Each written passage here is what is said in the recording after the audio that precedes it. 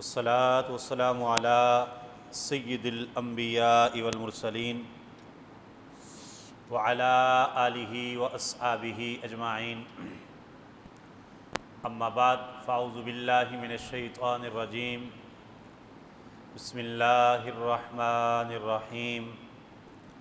قال اللہ تبارک و تعالی فی القرآن المجید، اعملوا ما شئتم انہ بما تعملون بصیر۔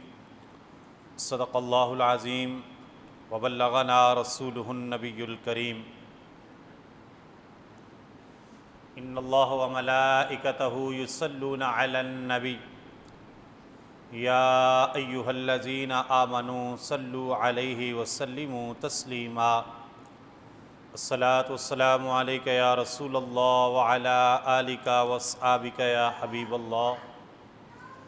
الصلاۃ والسلام علیک یا رحمۃ للعالمین وعلی آلک واصحابک یا خاتم النبیین۔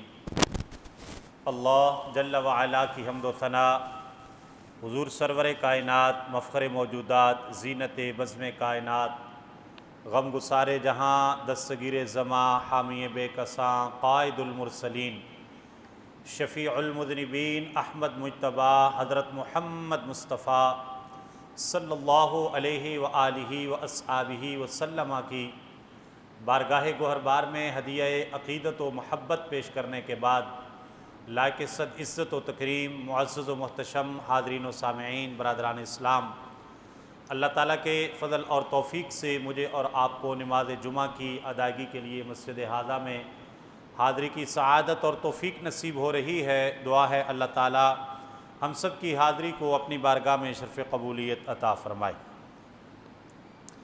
آج کی ہماری اس مختصر سی گفتگو کا عنوان اور موضوع ہے اللہ تعالیٰ کی ذات پر یقین اور توہمات سے پرہیز۔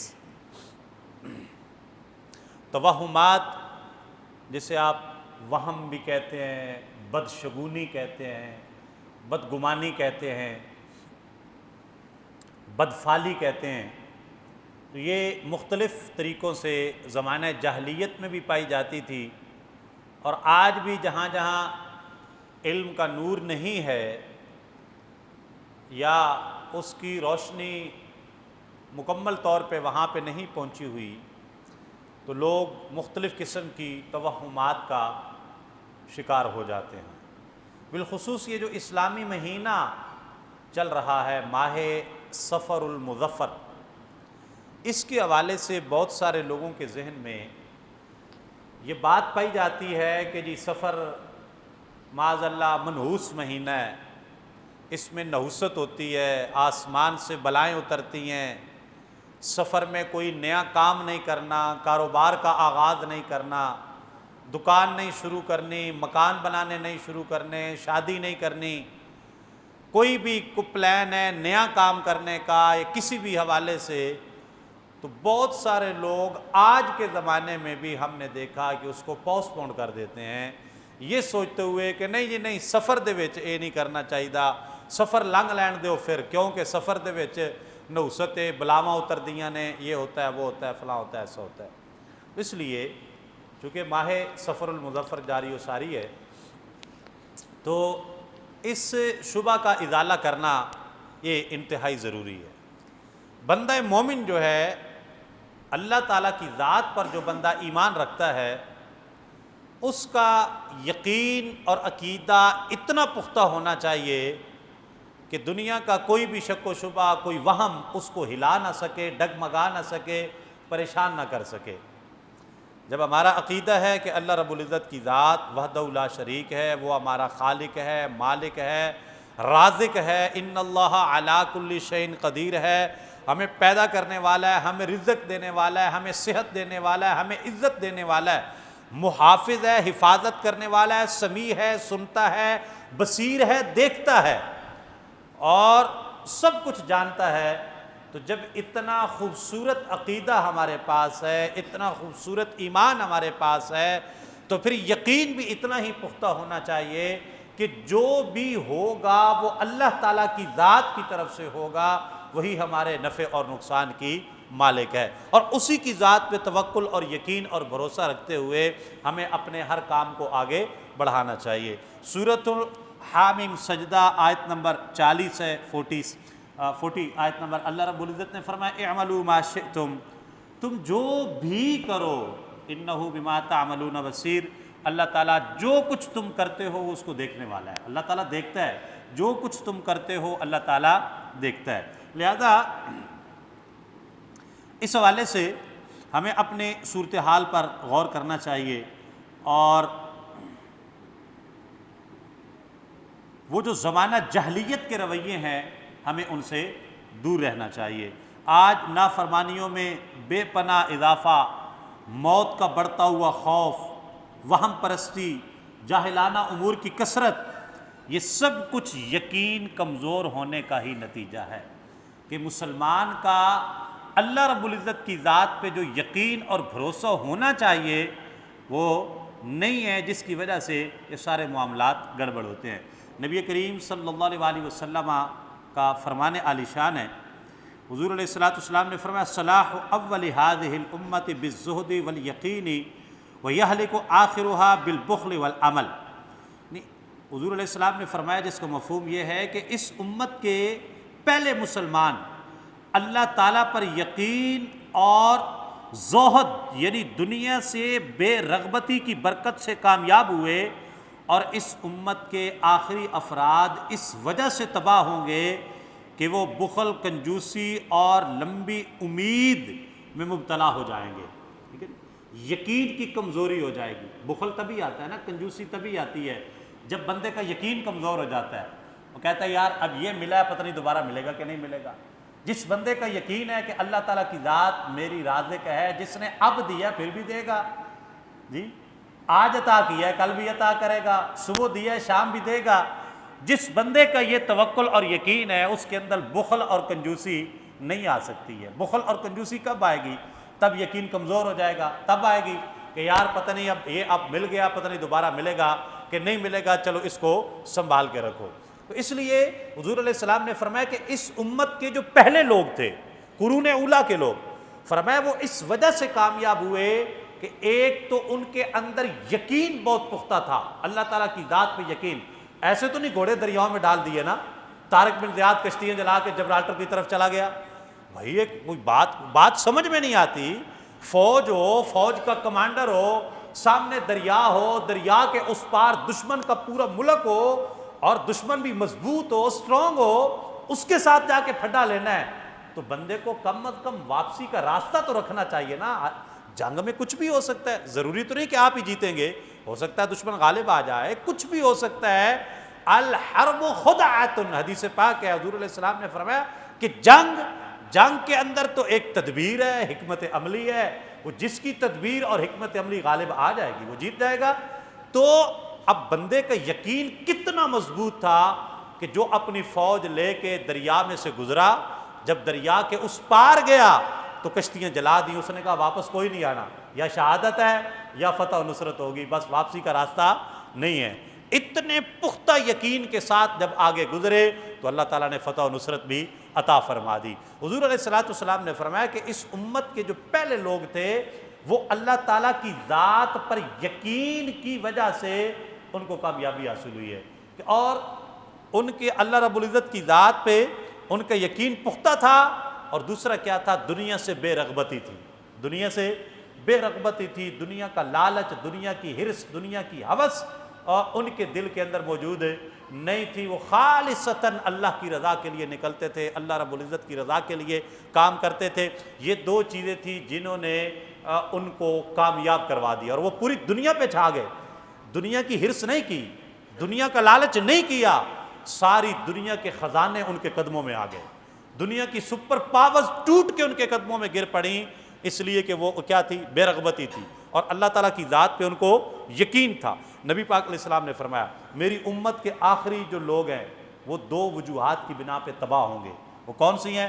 ایک فرمایا کہ ایک تو ان کے اندر بخل آ جائے گا، کنجوسی آ جائے گی، اور دوسرا لمبی لمبی امیدیں ان کے اندر آ جائیں گی، اور وہ لمبی لمبی امیدیں لگا کے بیٹھے رہیں گے اور یہ دو چیزیں جو ہیں وہ ان کی تباہی اور بربادی کا سبب بن جائیں گی۔ تو حضرات ذی وقار اس میں واضح طور پہ دیکھا جا سکتا ہے کہ ظاہر ہے بندے کے اندر جو ہے وہ بخل اور کنجوسی اسی وقت آتا ہے جب اس میں یقین کی کمزوری ہو جاتی ہے۔ تو یقین کی کمزوری جو ہے یہ انسان کو اس کا ایمان بھی کمزور کر دیتی ہے، ایقان بھی کمزور کر دیتی ہے، اس کو ہر حوالے سے کمزور کر دیتی ہے، اور وہ پھر انسان جو ہے وہ قوت فیصلہ سے محروم ہو جاتا ہے۔ اسی طرح حضرت سیدنا صدیق اکبر رضی اللہ تعالیٰ عنہ، نبی کریم صلی اللہ علیہ وسلم نے جب اس ظاہری دنیا سے پردہ فرمایا اور سیدنا صدیق اکبر رضی اللہ تعالیٰ عنہ خطبہ دینے کے لیے ممبر پر جلوہ افروز ہوئے، تو سیدنا صدیق اکبر رضی اللہ تعالیٰ عنہ آپ کی آنکھوں سے آنسو آ گئے، رو پڑے۔ یاد آ گیا نا نبی پاک علیہ الصلوۃ والسلام اس جگہ پر جلوہ گر تھے جب حضور علیہ السلام مدینہ طیبہ میں جلوہ افروز ہوئے، اور اسی جگہ پہ کھڑے ہو کے نبی پاک علیہ الصلوۃ والسلام نے خطبہ ارشاد فرمایا۔ آج جناب صدیق اکبر رضی اللہ تعالیٰ عنہ اس جگہ پر کھڑے ہیں، اور آپ نے صدیق اکبر رضی اللہ تعالیٰ عنہ فرماتے ہیں کہ نبی پاک علیہ السلام نے جو خطبہ ارشاد فرمایا تھا اس کے آخری الفاظ یہ تھے، وَصَلُوا اللَّهَ الْمُعَافَاةَ فَإِنَّهُ لَمْ يُؤْتَ رَجُلٌ بَعْدَ الْيَقِينِ شَيْئًا خَيْرًا مِنَ الْمُعَافَاةِ، یعنی حضور علیہ السلام نے فرمایا تھا جس کا مفہوم یہ ہے کہ اللہ تعالیٰ سے عافیت یعنی گناہوں اور مصیبتوں سے سلامتی مانگو، بندے کو عطا ہونے والا سب سے بڑا انعام یقین ہے، اور اس کے بعد عافیت بہترین نعمت ہے۔ یعنی دو چیزیں حضور علیہ السلام نے فرمائیں، اللہ تعالیٰ سے عافیت مانگا کرو، یا اللہ مجھے گناہوں سے بھی محفوظ رکھ اور مجھے مصیبتوں سے بھی محفوظ رکھ۔ اور پھر حضور علیہ السلام نے فرمایا کہ اللہ تعالیٰ کی طرف سے بندے کو جو سب سے بہترین انعام عطا ہوتا ہے وہ یقین ہے۔ جس بندے کا یقین مضبوط ہے، جس بندے کو یقین کی دولت مل گئی ہے، سمجھ لو کہ اس بندے کو اللہ تعالیٰ کی طرف سے بہت بڑا انعام مل گیا ہے، بہت بڑا انعام ہے اللہ تعالیٰ کی طرف سے یقین کی دولت۔ غلامی میں نہ کام آتی ہیں شمشیریں نہ تدبیریں، اقبال نے کہا تھا نا، غلامی میں نہ کام آتی ہیں شمشیریں نہ تدبیریں، جو ہو ذوق یقین پیدا تو کٹ جاتی ہیں زنجیریں۔ اقبال نے یہی کہا تھا کہ جب غلامی آ جاتی ہے تو اس وقت بندہ کہے جی میں تلوار کے ساتھ جو ہے وہ فتح حاصل کر لوں گا، غلامی میں رہتے ہوئے ایک تلوار نہیں دو تلواریں بھی غلام کے ہاتھ میں ہوں تو اس کے پاس چلانے کی سکت نہیں ہوتی ہے، اس لیے کہ اس کی تلوار بھی اس کے مالک کے حکم کی پابند ہے۔ مالک کہے گا تلوار اٹھاؤ تو وہ اٹھائے گا، مالک کہے گا اس کو نیام میں ڈالو تو وہ نیام میں ڈال لے گا، وہ کہے گا نیام سے نکالو تو اس سے نیام سے نکال لے گا، مالک کہے گا کہ اس کو اٹھا کے ادھر لٹکا دو ادھر لٹکا دے گا، وہ کہے گا وہاں سے ادھر لے آؤ تو ادھر لے آئے گا۔ وہ تلوار ہاتھ میں پکڑ تو سکتا ہے، اپنی مرضی سے اس کو استعمال نہیں کر سکتا، بلکہ ہاتھ میں پکڑنا بھی اس کا جو ہے نا وہ اسی لحاظ سے علامہ اقبال علیہ رحمہ نے ایک اور مقام پہ غلامی اور آزادی کے فلسفے کو واضح کرتے ہوئے اقبال نے کہا تھا کہ آزاد کو دیتی ہیں شکستیں بھی بشارت، اور غلام جو ہوتا ہے نا غلام، اس کو ہر لمحہ ہر لحظہ وہ شکست کا دھڑکا لگا رہتا ہے، ٹھیک ہے، وہ ہر وقت یہ ڈرتا رہتا ہے کہ نہ جانے مجھے کب شکست ہو جائے گی، نہ جانے میں کب ہار جاؤں گا، نہ جانے میرے ساتھ کیا ہوگا۔ لیکن آزاد کو دیتی ہیں شکستیں بھی بشارت، آزاد آدمی جو ہے وہ ہار بھی جائے، محکوم کو ہے جیت میں بھی ہار کا دھڑکا۔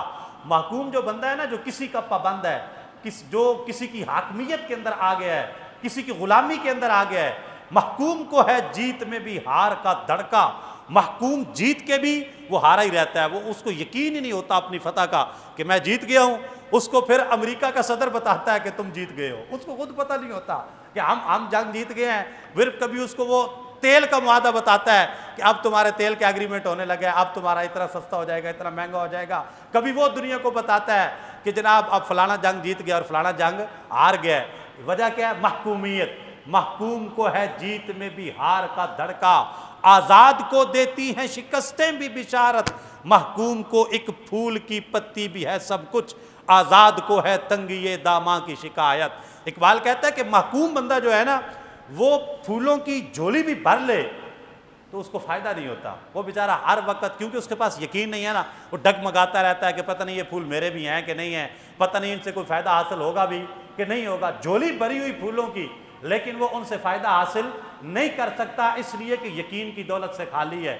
اور آزاد کو ایک پھول کی پتی بھی ہے سب کچھ. آزاد بندہ ہو جس کو فکر حریت میسر ہے، اور جو بندہ کسی کا محکوم نہیں ہے، یقین کی دولت سے مالا مال ہے، اور اللہ تعالیٰ کی ذات پہ اس کا پختہ یقین ہے، اگر ایک پھول کی پتی بھی اس کو مل جائے وہ کہتا ہے میں دنیا فتح کر دوں گا اس کے ساتھ. اس لیے کہ اس کے پاس حریت فکر ہے، اس کے پاس آزادی ہے، سوچ کی آزادی ہے، فکر کی آزادی ہے، عمل کی آزادی ہے، اللہ تعالیٰ کی ذات پہ توکل ہے، یقین ہے. اس لیے اقبال نے کہا تھا غلامی میں نہ کام آتی ہیں شمشیریں نہ تدبیریں، جو ہو ذوق یقین پیدا تو کٹ جاتی ہیں زنجیریں. ٹھیک ہے. تو نگاہ بلند سخن دل نواز جاں پر سوز، یہی ہے رخت سفر میرے کارواں کے لیے. اقبال نے کہا تھا نا کہ جو بندہ کارواں کو لیڈ کرتا ہے نا، جو لیڈر ہے، جو قافلے کو لے کے چلتا ہے، اس کے اندر یقین محکم، عمل پہ ہم، محبت فاتح عالم، جہاد زندگانی میں یہ ہے مردوں کی شمشیریں. اقبال نے یہی بات بتائی نا قرآن و حدیث سے اخذ کرتے ہوئے. اقبال کہتا ہے یقین محکم سب سے پہلے جو کامیابی کا راز ہے، جو مردوں کی خوبی ہے، جو دلیر بندوں کا وصف ہے، جو قیادت کی خوبی ہے، جو لیڈرشپ کے اندر جو وصف اور خوبی ہونی چاہیے، وہ کیا ہے؟ یقین محکم. سب سے پہلے ان کا یقین پکا ہونا چاہیے. ٹھیک ہے. اور ایک اور جگہ پہ اقبال نے اسی بات کو واضح کرتے ہوئے کہا نا کہ وہ دور حاضر کا صنع تہذیب حاضر کے غلام کہ غلامی سے بدتر ہے بے یقینی. اقبال ایک اور مقام پہ اقبال کہتا ہے کہ کتا جو ہے نا، کتا جانوروں میں سے بدترین جانور کتے کو سمجھا جاتا ہے. کسی کو گالی نکالنی ہو تو اس کو یہ نام لیا جاتا ہے، کسی کو تشبیہ دینی ہو غلط تو اس کو کہا جاتا ہے فلاں تو کتے کی طرح بھونکتا رہتا ہے. یعنی جانوروں میں سے بدترین جانور کتے کو سمجھا جاتا ہے. اور اقبال کہتا ہے کہ کتے سے بھی بری جو چیز ہے نا وہ غلامی ہے، اور غلامی سے بھی بڑھ کے جو ضلالت ہے وہ بے یقینی کی ضلالت ہے. جس بندے کے پاس یقین نہیں ہے، صنع تہذیب حاضر کے گرفتار، غلامی سے بدتر ہے بے یقینی. اقبال کہتا ہے غلامی ہونا یہ بھی بہت بڑا جو ہے نا وہ عیب ہے، غلام ہونا بھی بہت بڑا عیب ہے، لیکن اس سے بڑا عیب جو ہے وہ بے یقین ہونا ہے. اس لیے کہ بندہ غلام بھی ہو، غلام مکاتب بھی تو ہو جاتا ہے نا، اس کے آقا کے ساتھ ایگریمنٹ ہو جاتا ہے. وہ کہتا ہے ٹھیک ہے بھئی تو میرا غلام ضرور ہے، لیکن مجھے تو نے دینے ہیں 50 لاکھ روپیہ، اور 1 سال کا ٹائم ہے تیرے پاس، 1 سال کے اندر 50 لاکھ کما کے مجھے دے دے تو آزاد ہو جائے گا. مکاتبت تو ہو گئی نا. اب وہ غلام جس کے پاس یقین ہے، ٹھیک ہے، یقین محکم، عمل پہ ہم، محبت فاتح عالم. اقبال کہتا ہے جس کے پاس پھر پکا یقین آ گیا وہ تو لگ جائے گا، محنت کرنے کے لیے لگ جائے گا، اس کو آزادی مل گئی، وہ کاروبار کرے گا، محنت مزدوری کرے گا، دن رات ایک کرے گا، اور ایک دن 50 لاکھ اپنے مالک کو دے کے آزادی حاصل کر لے گا. کون؟ جس کے پاس یقین ہے، یقین محکم، عمل پہ ہم. آگے اقبال کہتا ہے کہ عمل لگاتار، جہد مسلسل، محنت کرتے رہو، لگاتار محنت کرتے رہو، لگاتار محنت کرتے رہو. اب محبت فاتح عالم. اور پھر آگے اقبال کہتا ہے کہ محبت کا عنصر بھی تمہارے پاس ہونا چاہیے، تمہارے پاس پیار ہونا چاہیے، الفت ہونا چاہیے. حضور علیہ الصلوۃ والسلام نے فرمایا کہ مومن محبت کرنے والا ہوتا ہے اور مومن سے محبت کی جاتی ہے. یعنی مومن کا اخلاق گلاب کے پھولوں کی طرح ہوتا ہے، لوگ اس سے محبت کرتے ہیں، وہ لوگوں سے محبت کرتا ہے.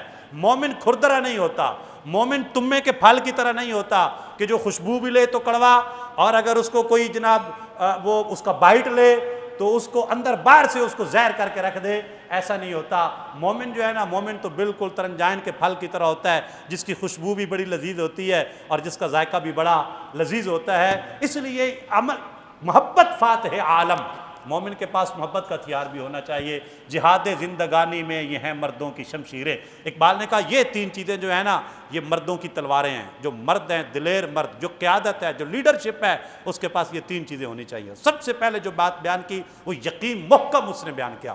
یقین محکم، پکا یقین ہونا چاہیے، عمل پہ ہم، لگاتار محنت ہونی چاہیے. محبت فاتح عالم، اور محبت کا عنصر بھی اس کے پاس ہونا چاہیے. جہاد زندگانی میں یہ ہیں مردوں کی شمشیریں. اب ہمارا جو ٹاپک ہے آج کا وہ یقین ہے، توکل علی اللہ. اللہ تعالیٰ کی ذات پہ یقین پختہ ہونا چاہیے بندہ مومن کا. اس لیے آقا کریم علیہ الصلوۃ والسلام نے فرمایا اس امت کے پہلے لوگ اسی وجہ سے کامیاب ہوئے کہ ان کے پاس یقین تھا اور دنیا سے بے رغبتی تھی، اور آخری لوگ اسی وجہ سے تباہ ہو جائیں گے، یقین کی دولت ختم ہو جائے گی، ان کے پاس بخل اور کنجوسی آ جائے گی، اور وہ لمبی لمبی امیدیں لگا کے بیٹھ جایا کریں گے، تو یہ چیز ان کی تباہی اور بربادی کی سبب بن جائے گی۔ اسی طرح حضور علیہ الصلوۃ والسلام نے فرمایا وَاسْأَلُوا اللَّهُ الْمُعَافَاةَ، اللہ تعالیٰ سے عافیت طلب کرو، اس لیے کہ بندے کو سب سے جو بہترین انعام اللہ تعالیٰ کی طرف سے دیا جاتا ہے وہ یقین کی دولت ہے، اور یقین کے بعد کیا ہے؟ عافیت ہے۔ بندے کو عافیت مل جائے، بندہ گناہوں سے بچ جائے، دنیا کی مصیبتوں سے بچ جائے، بندہ بیماریوں سے بچ جائے، بندہ مختلف قسم کے عذاب اور پریشانیوں اور ٹینشن سے محفوظ ہو جائے، تو یہ بندے پہ اللہ تعالیٰ کا بہت بڑا انعام ہے۔ اس لیے نبی پاک علیہ السلام نے فرمایا اللہ تعالیٰ سے یہ دو چیزیں لازمی مانگا کرو، اللہ تعالیٰ سے طلب کیا کرو کہ اللہ تعالیٰ عافیت عطا فرمائے، یقین کی دولت عطا فرمائے۔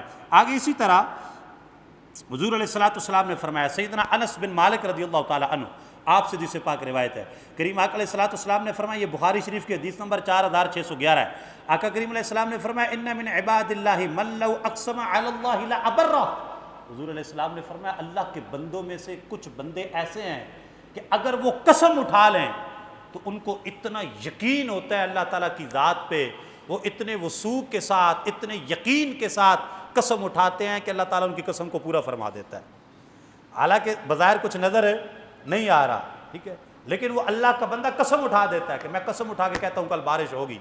اب اگر نہیں بھی بارش ہونی تھی تو اللہ تعالیٰ بارش برسا دیتا ہے اپنے اس بندے کی قسم کی لاج رکھنے کے لیے، اس لیے کہ اس کو اللہ تعالیٰ کی ذات پہ یقین ہی اتنا پختہ تھا کہ اس نے اتنے یقین کے ساتھ قسم اٹھائی کہ میرا رب کبھی بھی میری دعا کو رد نہیں فرمائے گا، میں جو التجا اپنے پاک پروردگار کی بارگاہ میں پیش کروں گا میرا رب اس کو ضرور قبول فرمائے گا۔ تو یہ یقین کی دولت ہے جو انسان کو، بندہ مومن کو میسر آ جاتی ہے تو پھر وہ اس کو بہت بڑا مقام اللہ رب العزت کی بارگاہ میں حاصل ہوتا ہے۔ اسی طرح حضرت عبداللہ ابن مسعود رضی اللہ تعالی عنہ، آپ نے حضور علیہ الصلوۃ والسلام کا فرمان علی شان ہم تک پہنچایا، یہ مختلف قسم کی توہمات سے بچنے کے لیے، یہ ترمذی شریف کی حدیث نمبر 1614، کریم آقا علیہ السلام نے فرمایا الطیرۃ من الشرک وما منا الا ولکن اللہ یذہب بالتوکل، یعنی بدفعلی شرک سے ہے، مشرکوں کا کام ہے، ہم میں سے ہر ایک کو بدفعلی والے کچھ خیال آتے ہیں مگر اللہ تعالیٰ توکل کی برکت سے انہیں دور فرما دیتا ہے۔ بدفعلی کیا ہے؟ بدفعلی کو نبی پاک علیہ السلام نے فرمایا یہ شرک کی اقسام میں سے ایک قسم ہے بدفعلی۔ گھر سے نکلے، کالی بلی آگے سے گزر گئی، او بلی راستہ کاٹ گئی ہے، لو جی اب آپ سفر پہ نہیں جانا، واپس چلو، کیوں؟ کالی بلی راستہ کاٹ گئی ہے، یہ بدفعلی ہے۔ وہ جی آپ یہ تیاری کرنے لگے ہیں، لائٹ چلی گئی، او ہو یہ تو کام ہی غلط ہو گیا جی، بندہ بات کر رہا ہے لائٹ چلی گئی، او تو جھوٹ بولے ہے، بتی چلی گئی، بندہ بات کر رہا ہے لائٹ آ گئی، او تو سچ بولے ہے، بتی آ گئی ہے۔ یہ سب چیزیں کیا ہیں؟ یہ بدفعلی سے تعلق رکھتی ہیں، ان کا اس چیز کے ساتھ کیا تعلق ہے؟ حضور علیہ السلام نے فرمایا یہ شرک میں سے ہیں، شرک کی اقسام میں سے ہیں، اس طرح کے فعال نکالنا، اس طرح کی باتیں کرنا کہ جی میں وہ ایسے، یہ کالی آندھی چڑھ گئی ہے، لو جی اب تو کام خراب ہو گیا ہے، یہ کالا کوا اڑ گیا ہے۔ وہ پہلے جو مشرکین تھے وہ جب انہوں نے سفر پہ نکلنا ہوتا تھا وہ باقاعدہ پرندے اڑاتے تھے، وہ پرندہ پکڑ کے پرندہ اڑایا، اگر پرندہ مشرق کی طرف اڑ گیا تو پھر ہم سفر کریں گے، اگر مغرب کی طرف اڑ گیا پھر ہم سفر نہیں کریں گے۔ اسی طرح تیر انہوں نے رکھے ہوتے تھے، وہ مختلف قسم کے تیر نکالتے تھے تھیلے میں سے، اگر یہ تیر نکل آیا تو پھر سفر کرنا ہے، اگر یہ تیر نکل آیا تو پھر سفر نہیں کرنا۔ یہ چیزیں جو ہیں یہ بدفعلی، ٹھیک ہے، بدشگونی، حضور علیہ الصلوۃ والسلام نے اس سے منع فرمایا اور فرمایا کہ یہ شرک میں سے ہیں۔ بندہ مومن کو ہمیشہ اللہ تعالیٰ کی ذات پر توکل رکھنا چاہیے۔ کریم آقا علیہ السلام نے فرمایا کہ میری امت میں سے ہر ایک کو کچھ نہ کچھ ایسے خیالات آتے ہیں، یہ بدفعلی کے خیالات دل میں آتے ہیں، لیکن اللہ تعالیٰ کی ذات پر توکل کی برکت سے یہ دور ہو جاتے ہیں۔ تو اس سے پتہ چلا کہ بندے کو اللہ تعالیٰ کی ذات پہ کتنا مضبوط یقین رکھنا چاہیے اور کسی قسم کی بدفعلی جو ہے وہ نہیں رکھنی چاہیے۔ اسی میں سے بھی جیسے میں نے آغاز میں، خطبہ کے آغاز میں ذکر کیا کہ ماہ سفر المظفر جو جاری و ساری ہے، اس کے بارے میں بھی بہت سارے لوگوں کے یہ خیالات پائے جاتے ہیں کہ سفر کا مہینہ جو ہوتا ہے یہ نوست ہوتی ہے معاذ اللہ اس میں، اور اس میں جو ہے وہ آسمان سے بلائیں نازل ہوتی ہیں اور اس میں کوئی نیا کام نہیں شروع کرنا چاہیے، سفر کے مہینے میں کاروبار نہیں شروع کرنا چاہیے، سفر کے مہینے میں بچے کی انگیجمنٹ نہیں کرنی چاہیے، سفر کے مہینے میں دکان نہیں شروع کرنی چاہیے، دکان میں نیا مال نہیں ڈالنا چاہیے، گائے بھینسیں نہیں لے کے آنی چاہیے۔ کیا وجہ ہے بھائی؟ سفر کا مہینہ ہے۔ تو لہذا ان چیزوں کا سفر کے مہینے کے ساتھ کوئی تعلق نہیں ہے۔ حضور علیہ السلام کی ایک حدیث پاک کا مفہوم ہے، کریم آقا علیہ السلام نے فرمایا میری آمد کی برکت سے اللہ تعالیٰ نے دنوں کی نحوست کو ختم فرمایا۔ دنوں کی نحوست ختم ہو گئی، مہینوں کی نحوست ختم ہو گئی، ہفتوں کی نحوست ختم۔ اب یہ تم کہہ سکتے ہیں کہ کسی دن کے اندر برکت زیادہ ہے دوسرے دن کی بنسبت، جیسے سوموار شریف کا دن ہے، نبی پاک علیہ السلام کی ولادت باسعادت کا دن ہے، تو باقی دنوں کی نسبت زیادہ برکت ہے اس میں۔ کریم آقا علیہ السلام ہر سوموار کا روزہ رکھا کرتے تھے، حضور علیہ السلام فرمایا کرتے تھے اسی دن میں پیدا ہوا تھا، اسی دن مجھے نبوت عطا کی گئی، اسی دن میں اللہ تعالیٰ کی بارگاہ میں جو ہے وہ پیش کیا جاؤں گا۔ تو اب یہ جو ہے یعنی کہ یہ اس سوموار کی برکت ہو گئی نا جی، تو یہ تم اسی طرح جمعہ کو نبی پاک علیہ السلام نے فرمایا سید الایام ہے، یہ تمام دنوں کا سردار ہے۔ اب جمعہ شریف میں برکت زیادہ ہو گئی، ٹھیک ہے جی۔ اسی طرح جمعرات کے بارے میں نبی پاک علیہ السلام نے جمعرات کا روزہ بھی رکھا، ایام بیت کے روزے بھی رکھے۔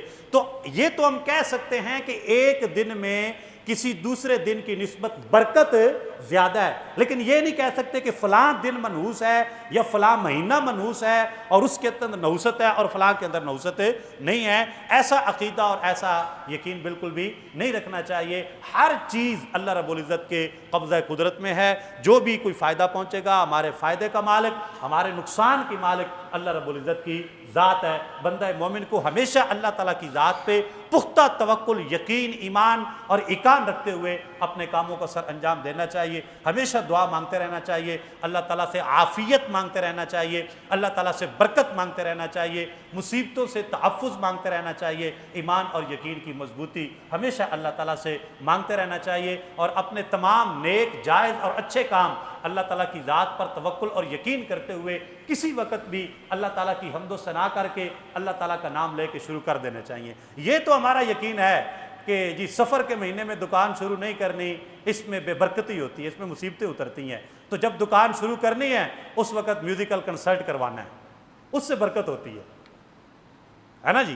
دکان شروع کرتے وقت، ہاؤسنگ سکیم شروع کرتے وقت میوزیکل کنسرٹ کروانا ہے، اس سے برکت ہوگی، لیکن سفر میں کام شروع کرنے سے بے برکتی ہوگی۔ سمجھ آئی جی؟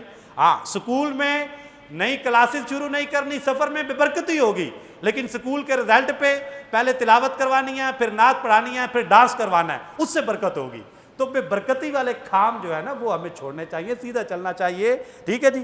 صبح دکان کے اندر سورہ یاسین لگا کے اس کے بعد سارا دن میوزک لگانا چاہیے، اس سے برکت ہوگی۔ سفر سے بے برکتی ہوتی ہے۔ یہ ہمیں اپنے خیالات کو، اپنی سوچ کو، اپنے عقیدے کو، اپنے ان چیزوں کو بالکل درست کرنا چاہیے اور ان کو اسلام کے تابع کرنا چاہیے۔ کریم آقا علیہ السلام نے فرمایا کل امر ذی بال لم یبدأ فیہ ببسم اللہ فہو اقطع، ہر وہ اچھا کام جس کا آغاز اللہ کے نام سے نہ کیا جائے وہ برکت سے خالی ہوتا ہے۔ لہذا اپنے کاموں کا آغاز اللہ تعالیٰ کے بابرکت نام سے کرنا چاہیے، نحوست والی چیزوں کو ان سے دور کرنا چاہیے۔ باقی کسی مہینے، کسی دن کے اندر نہ کوئی نحوست ہے، نہ کوئی بے برکتی ہے۔ دن سارے اللہ کے ہیں، مہینے سارے اللہ کے ہیں۔ نبی پاک علیہ السلام پر درود و سلام بھیجتے ہوئے اپنے کاموں کا آغاز اللہ تعالیٰ کی ذات پر یقین رکھتے ہوئے کرنا چاہیے۔ اللہ تعالیٰ مجھے آپ کو عمل کی توفیق عطا فرمائے۔ وما علیہ الا البلاغ المبین۔